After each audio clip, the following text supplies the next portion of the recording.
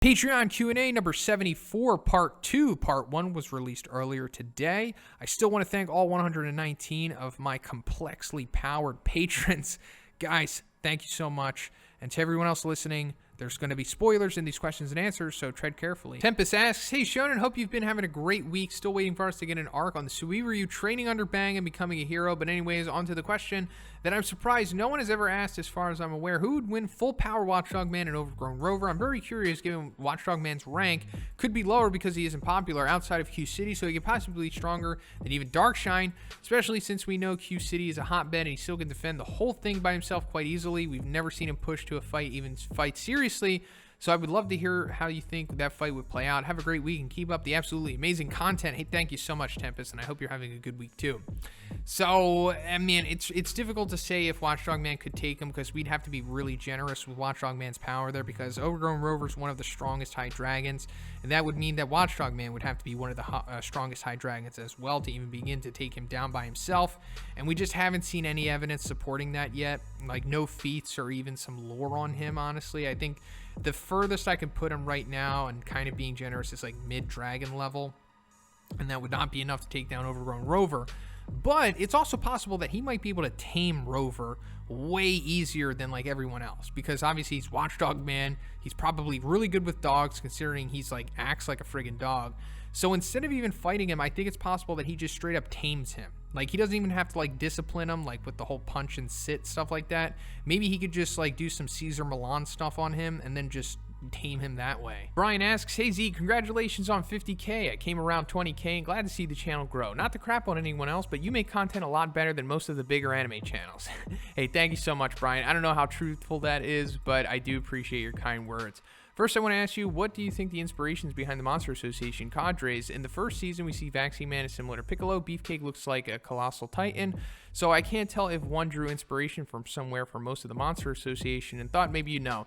So, yeah, those, in the beginning of the series, we do see a lot of parallels to existing characters and inspirations and stuff like that. But the Monster Association, I think, is different, especially the cadres. Like, he started to come more into his own possibly around that time.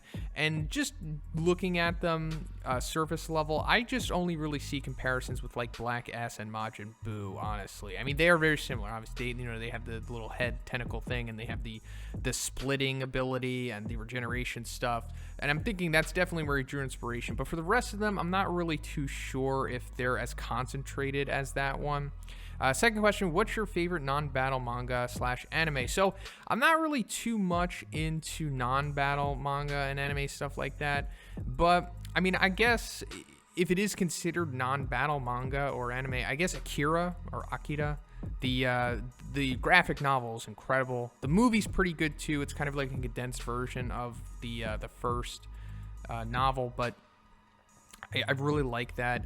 Other than that, I'm not really too much into like other stuff. Like I said, I randomly watched Love is War Kaguya-sama, and that was pretty good. P.S. I'm caught up to the My Hero anime. I want to start the manga. What chapter do I go to? Maybe like chapter 169. I'm pretty sure that's where it's left off at. Crusader Deus Vult as Deus Vult King Ultra Kame Z God. Man, it is I, Crusader. I hope you are having a good day, and just know your content makes a ton of people happy. My first question is, do you think Metal Bat could beat the Nomu that fought All Might? I think he could.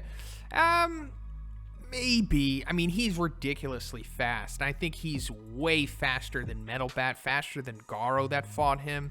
So it would be really difficult for him to keep up with that. Also, his shock absorption is presenting a really bad matchup with Metal Bat here. But, you know, always it comes into consideration with fighting Metal Bat. It's like, how far could he be pushed? How powerful would he become? There's so many unknown variables with him because we have seen him do it before, but he hasn't really ever gotten the job done. Like, he couldn't defeat Hero Hunter Garo, and I know that the match ended contentiously, but he also couldn't take down Under Centipede, which also kind of ended contentiously as well. So there's so many unknowns with Metal Bat. So just for now, I would say that the USJ Nomu would probably be able to defeat Metal Bat without giving him too much leniency with his powering up abilities. Second question is, will God have subordinates that the other heroes fight as Saitama fights God? If Metalbat's sister got hurt, I think he'd become God mode. Also, the 11th Crusade is upon us. So I actually talk about this in how One Punch Man will end video that I made. I theorize that God's probably going to have like some kind of Akatsuki, Espada type group with him. He's going to make like a whole bunch of dudes way more powerful than Homeless Emperor, and I assume that that's who's going to fight like the S-Class or whoever the main cast of powerful characters are at that point. So I do think that's going to happen for sure, and I really hope that Metal Bat is a part of that so we could see his full potential. Dino W asks, hey, Shonen got some pretty boss chapters from One Piece, One Punch Man, and My Hero Academia this week. Thanks for covering them all. Your content's awesome. Hey, thanks, Dino. I appreciate you checking it out. My question is, could Izuku, in the stage that he is in after training with Endeavor, take on the Seafoal from the One Punch Man Season 1? I feel like that he could, as long as he doesn't run out of time before the rain starts, because then it'd be a total wash. So if you're talking about the Sea Folk that like fought Stinger and stuff like that, totally. I think he could take care of those. I think 20% full cowling is probably enough to deal with those type of enemies. But if we're talking about like Deep Sea King, there's no way that currently he would be able to take on him. And then the rain coming into account with them, I think maybe he'd still have the ability to take them down. It's really unclear how much more powerful they become. Like, do they go from like wolf or tigers to high tigers or something like that? I would still give him the edge there. My second question is, what are your top 5 favorite scenes from the Marvel movies? So this is a good question. So number 5, I've got Doctor Strange versus Dormammu. I mean, it's technically a fight scene, I guess, but I just love this. It's so different, and it's such an excellent way to end that movie, to have like the big fight in such an original way, honestly. Number 4, the Captain elevator fight from Winter Soldier. That's incredible. And then also from the same movie, Cap and Black Widow versus Bucky. Like, I think that's the first time that they fight him. That's one of the best fight scenes in all of the MCU easily. And then Cap and Bucky versus Iron Man from Civil War. So iconic. And then my favorite all time is easily Everyone versus Thanos on Titan. I watch that from time to time, like every like month or so. I think it's like near perfect. Flashy Flash asks, hey Shonen, sorry it's very short again. No problem, Flash. My first question is, how will USJ All Might do against all the high dragons in One Punch Man? I think he will stop at Bang. So I think he would do pretty good against a lot of them, but I mean, it's really unclear if he's able to stop them all. Like, I'm really like, Bang, that's questionable, because would his skill completely overcome a powerhouse like that? It's very possible. I mean, he was able to stop Darkshine in sparring, so maybe he could stop All Might as well, considering that All Might's definitely not as skilled as Bang, but has more power, I think. Goketsu is another questionable fight that I have going into that. Elder Centipede as well. Like, could he crack Elder Centipede's carapace? Maybe, maybe not. Evil Natural Water is another unknown. Black S as well. But outside of those, and then Flashy Flash, I think he would probably have success against a lot of them. Although, like, his speed comes into question, as well as like his overall output of power, like being able to vaporize Black S or cracking Elder Centipede and just wiping out Evil Natural Water altogether. My second question is, how would you rank all of All Might's smashes? So number 5, we got the American Villain smash from the beginning of the Two Heroes movie, and then number 4, when he smashes the Sludge Villain. Number 3 is when he defeats Wolfram at the end of the Two Heroes movie with Izuku. That was incredible. Number 2, United States of Smash. It's iconic, and typically people would have that in number 1, but my number 1 favorite is when he smashes the USJ Nomu with the Vestige power up and knocks him into the stratosphere. That is my favorite all-time smash. My second question is, what are the disaster levels of all of the Class 1A students? Thanks, bro. So I have them all listed here. I think they're more or less accurate, and I'm just equating them to the One Punch Man world, not necessarily the My Hero one. Furukizu K asks, hey, Shonen just joined the $8 club. Hey, thanks, Furukizu.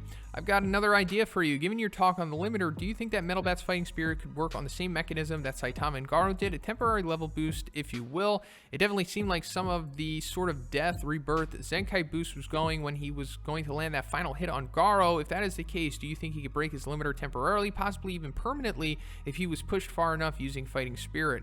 So this is an interesting question, and there's so many, theories and speculation surrounding what's going on with Metal Bat. Now, I do think it's tied to the power system that everyone else is pulling from. I think it's all coming from the same place. But he's kind of like in a weird spot because it seems like he only temporarily gains power boosts. That's whatever, special inherent ability his fighting spirit allows him to do. And considering that one said some good things about it, but the data book says that when his anger approaches its maximum, his power can go to infinity. That could be implying that maybe he can remove his limiter if he's pushed far enough, but then, or maybe not remove it, but maybe break it, and then it'll like you're saying, temporarily. I think he possibly could do something like that, or at least that's what one maybe is hinting at with him. I wouldn't really be surprised if that's a possibility, considering that we actually, kind of have some evidence to support it. I could definitely see Metal Bat being used as a device for one to fully explore the limiter in a way that are repeatable and observable characters for the rest of the story.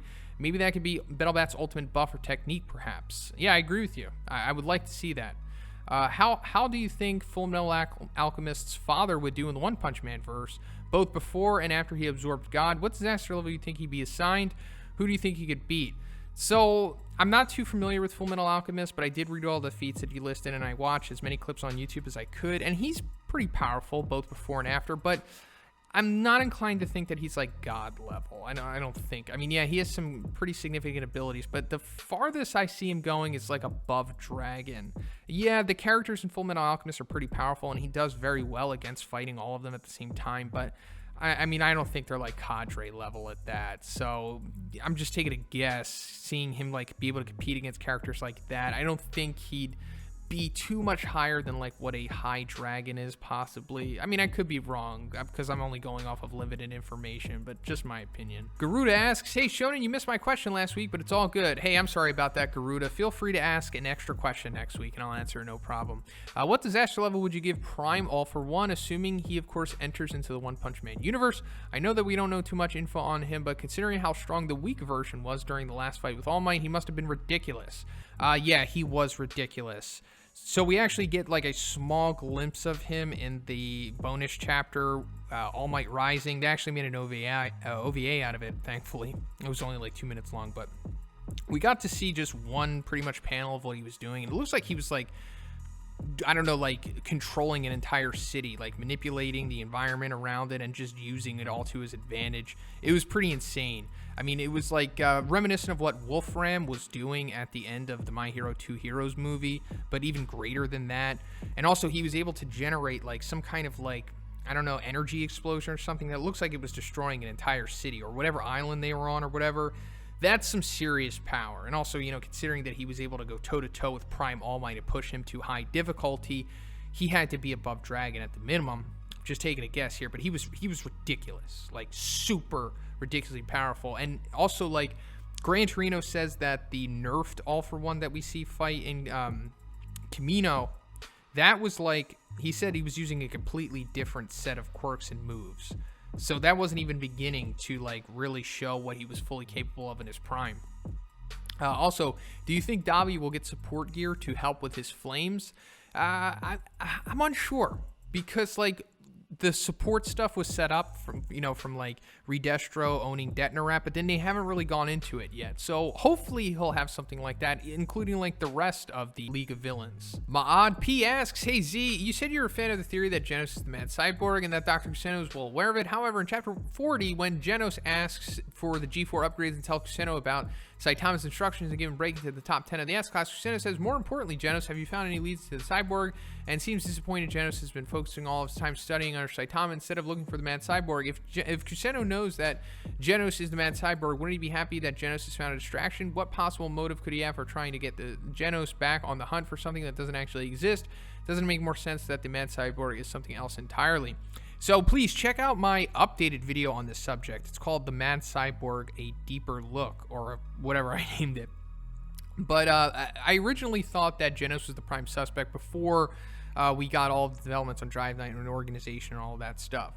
Now, that sequence I talk about specifically in the new video when Dr. Kuseno says like, hey Genos, have you had any new leads on the Mad Cyborg? And he says that right after he observes the G4 parts or the organization robot parts that he gave him, and it made me think that Kuseno is aware of what those parts are, because he's like, these are, how did you get these, Genos? And it makes it seem like he knows what they are. So I assume that maybe he had a hand in creating them or something like that. I mean, it's really odd that Kuseno knows a lot of intricate details about the Mad Cyborg and was chasing him in the first place. So I'm thinking that Dr. Kuseno possibly made Drive Knight, and I probably think that Drive Knight is the Mad Cyborg. But at the same time, I also think that it's a possibility that Genos is, but I'm more inclined to think that Drive Knight is the Mad Cyborg and Dr. Kuseno possibly created him. Mr.Awsome asks, hey Z, what's up? My first question is, how do you think a 1v1 between Tank Top Master and Mirio with permeation would go? So I think Mirio is probably more skilled, more perceptive, and probably more or less has maybe better reflexes than Tank Top Master. And I think he could avoid most of his shots and everything and just permeate his way around him. But ultimately, like, Tank Top Master might be way too durable for Mirio's strikes, because that's ultimately all he has. And he is definitely, you know, just as strong as Izuku, using like maybe 10% of full caling, which is obviously in a superhuman level. But would that be enough to take down Tank Top Master? Maybe. It would be like a war of attrition at that point, so maybe Mirio could come out on top. My second question is, where do you think Eneru's character is going? I mean, the last time we saw him, he went to the moon and took that ish over. How do you think he will be reintegrated into the story, and what do you think he was up to during the time skip? Anyway, Shonen, look forward to your next video. You rock. Hey, thanks, Mr. Awesome. You rock as well. So I think Eneru is definitely coming back. There's a reason why Oda set him up the way that he did. He was able to get on the Arc Maxim, go to the moon, take it over, find out about the history of the moon, which is directly tied to the history of the world, and I think that's going to play some point into the Void Century. It might have some relation to the Celestial Dragons and all that stuff. But I think it's very possible that Eneru is maybe tied to Uranus, because we know Pluton and Poseidon.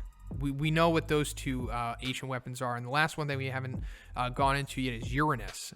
And like, Pluton is the ship, Poseidon is Shirahoshi. So it's possible that Uranus is like a sky fortress or some kind of like big ship or something, which has yet to exist in the One Piece world, and maybe Eneru has that, or has access to it, or knows more about it.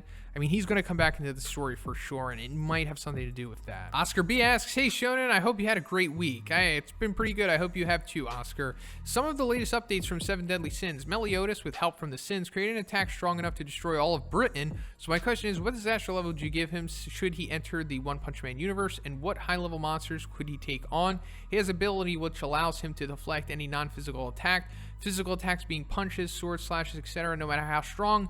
Back at its owner twice the power, with some delay between every use. I would love to hear your thoughts on this. So I don't know too much about Seven Deadly Sins, but I have heard of his counter, I forget what it's called, reflect or something attack. And the whole thing about how no matter how strong it is kind of bothers me. I would like if there was more of an in-depth explanation as to what's going on with that, which means that, like, if Saitama Sirius punched him, or if, I don't know, Ultra Instinct Goku or Jiren, like, did a full power attack at him, then in theory, I guess he could just deflect it back with twice the power, with no, like, drawback to it. There's no limit to it. I mean, I know there's delay between every use, but, like, he can just, like, if a universe-busting attack was shot at him, he can deflect it back, and then it would be twice the power of a universe-busting attack. It's like if Zeno tried to erase him, he could deflect that back at him, and then it would be twice the power of Zeno's eraser. Like, I mean, there's just, I don't know, this is just kind of problematic for me. I would like if there was more of an explanation for it, but if there is truly no limit to him, and this is an omnipotent attack, then I guess he's disaster level god, honestly. But if we're not even taking that into consideration, like, his ability to destroy a country is ridiculously powerful. Like, that's above dragon right there, maybe even god level. But that's all I can really comment on. I don't know too much about Meliodas outside of that stuff. Your content really helps me every week, and I thank you for everything you do for your fans. Have a great week and see you next week. Peace. Hey, thank you so much, Oscar. I appreciate your support, my friend. ShadowBatX asks, what's happening 50,000 times stronger ZD Honen? Great videos this week, especially the one that Saitama, if he didn't remove his limiter. However, you got to mention one small critical detail. You forgot to mention that he looks like a younger version of the Bearded Worker, aka Blast, aka older alternate version of Saitama that exists in the same timeline as current Saitama. You know it's true. You should make a video about that. So if Darkshine were to hit Pre-Well Garo with surprising Super Ally Bazooka, do you think it would have killed him? Murata did say that if Garo was hit by Metal Bat's surprise attack, he would have died. So do you think that Darkshine's final move could kill Garo if he wasn't paying attention, or knock him out like what Orochi did? So I'm thinking that maybe it wouldn't kill him, or maybe even not even knock him out, because it's like, is the Super Ally Bazooka stronger than the tackle that he gave to Garo? Now, it is a named move, and the tackle isn't named, so does that mean it's stronger?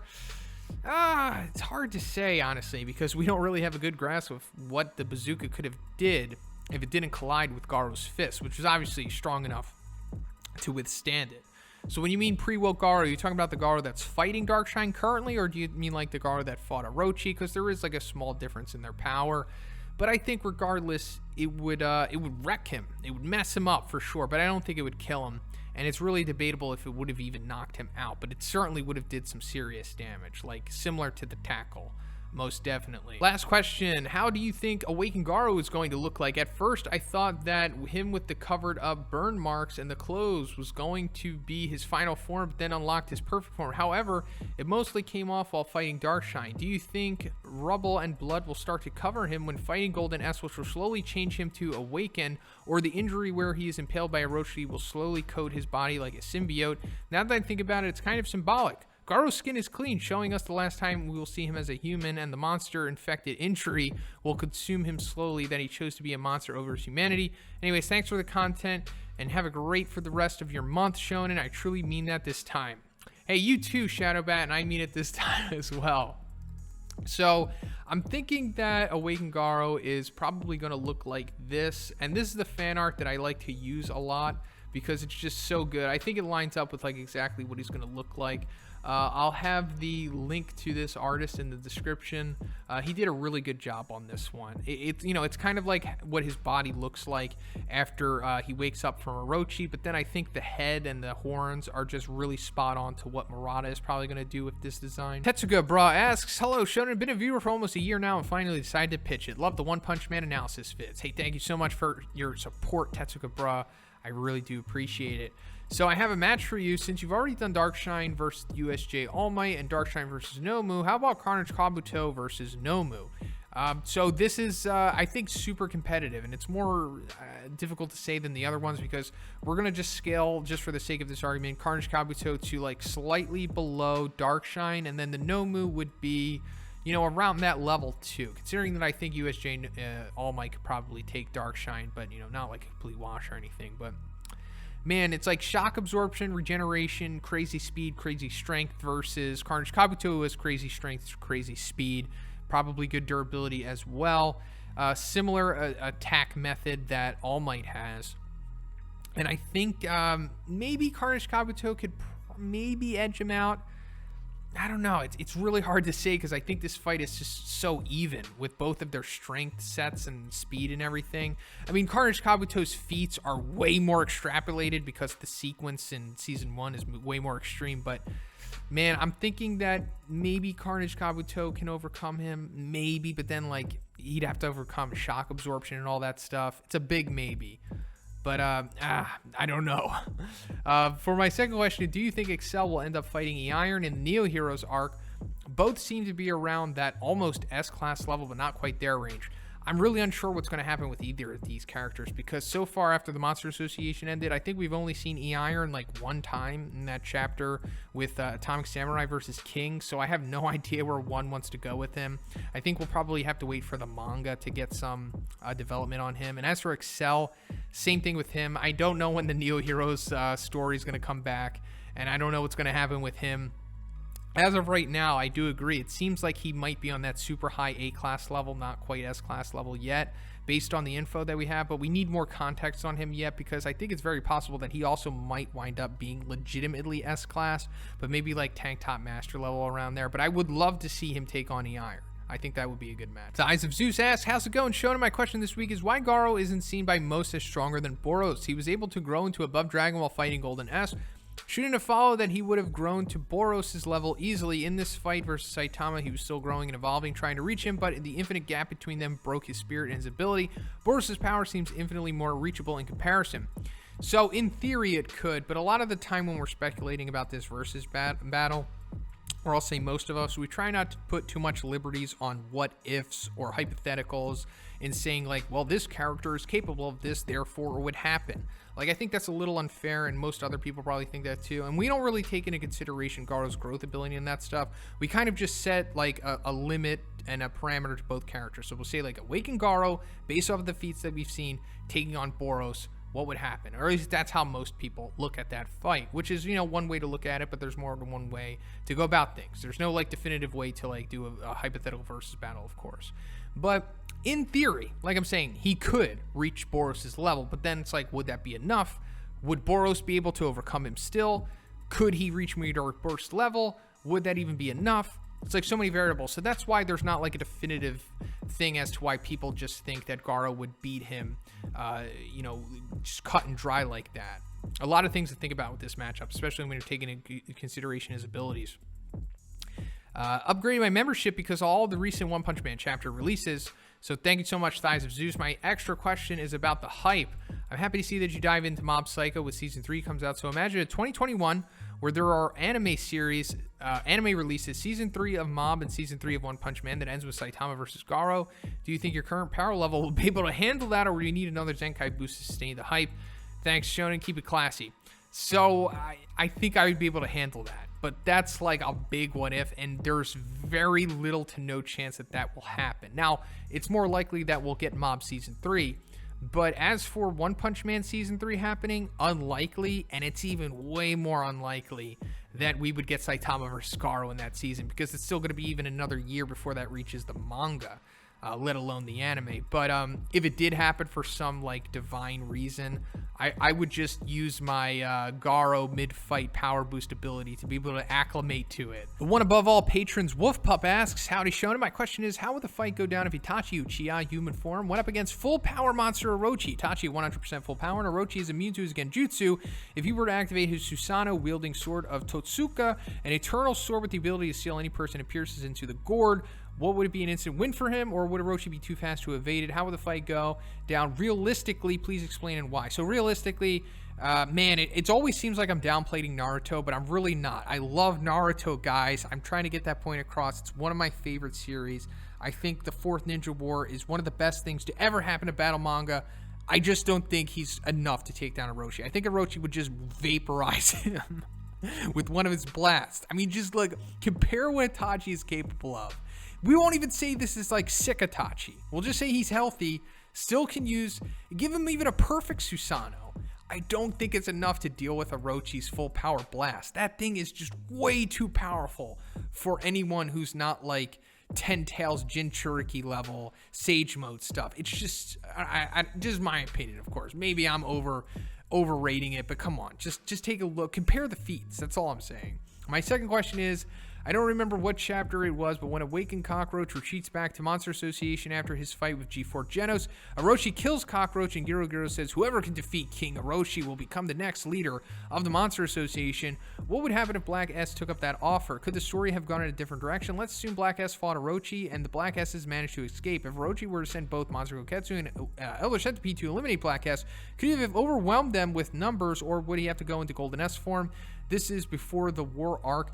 Later, killing Orochi inside the mines during the war arc after Saitama dispatches Orochi. Your thoughts? So, I wanted to make a video about this, but it's probably just better to talk about it here because there's so many what-if hypotheticals to go in. But I think Black S would have to go into Golden S to be able to compete against Orochi. Going back to his crazy overpowered plasma blast that he's capable of doing, pretty sure that he vaporized Black S, like, you know, how the concentrated atomic slash was. So he would need the speed, durability, and power of Golden S to be able to go against Orochi without just being completely annihilated by him. And then it's really up in the air because we're going to have to see Golden S in the manga to really judge how full his power was. But if Black S like escaped and Goketsu and Elder Centipede went after him, I think he would have a better chance of taking down Elder Centipede by just like swarming him with like thousands of his clones that are all like really powerful and just beating him down, like covering his body. I think that would be really cool to see. Goketsu, hard to say. Could he vaporize Black S with like a full power punch? It's possible. But I also think Golden S could definitely beat him just as much as Goketsu could beat him. But like Golden S, I think would probably whoop Goketsu. Just taking a guess, of course. And then as for him coming back after like Saitama dispatches him. That's possible too. I'd like to see that. My third question is, if all of your patrons, including me and your Patreon bucks, ate a monster cell and we all did a one-way fusion together, what would our disaster level be? What would be stronger than all Dragon Ball Z characters? So remember, monster cells is the strong. It makes you as strong as your potential. So it's ultimately like, what's your potential, Wolf Pup? What's the potential of all of the Patreons, the patrons? I don't know myself. And that's not me trying to bait you guys. You guys honestly give me way too much already, and I'm super grateful. But you know, you guys are already above Dragon. I mean, you by yourself are a disaster level god. So I guess you'd guys be like close to Jiren level, maybe, if you guys did this. So yeah, stronger than DBZ, yeah, because Jiren could solo that whole verse by himself. Wolf Pup, shown how strong is your channel? Me, yes. Wolf Pup, okay. Yeah, that's pretty much an accurate assessment of what happened.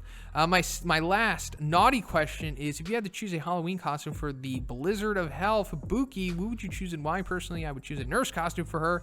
She could take care of me all day. Arigato. So I would like to see her dress up as like an Instagram fitness model. I'd love to see Fubuki like that. P.S. As the one above all who stands at the pinnacle of all Patreons, S-Class rank #1 disaster level Wolf Pup. Disaster level god Wolf Pup will say this to all of you delusional My Hero Academia fans. Awakened Garo stomps Prime All Might. Enough said. Whoa, shots fired. Especially shots fired at me, Wolf Pup. You know what? I'm just going to have to take it. Zapphod B asks, what if Orochi is still alive and does revive, but he's in a weak chibi form and becomes the pet of Saitama along with Chibi Black S and Chibi Rover? It's a possibility, but like Orochi doesn't seem to be as redeemable as Black S and Rover is. Rover's kind of innocent, it seems. Like maybe he was just a victim of monsterization through environmental factors. Maybe he wasn't inherently evil, since he is really susceptible to being tamed by whether the character is good or bad. Black S, definitely still evil, but he's more willing to comply with Saitama in order to, you know, get back on his feet. Orochi, I think, seems to be just like a complete psychopath. And even if he was chibi, he would still probably attack Saitama or try to kill him. He doesn't seem like he'd be as contemplating as Black S. So I think if it did come to that, he would probably just be killed again.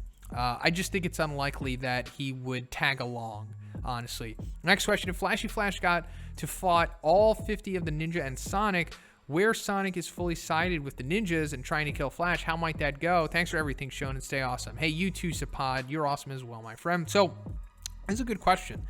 And, man, I'm thinking that Flashy Flash might still be able to come out on top here. Because, man, we have to go back to him going against Saitama in that training room. I'm so impressed by that.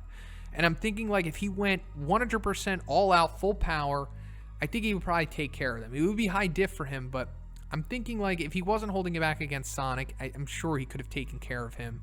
And all of the ninjas, too.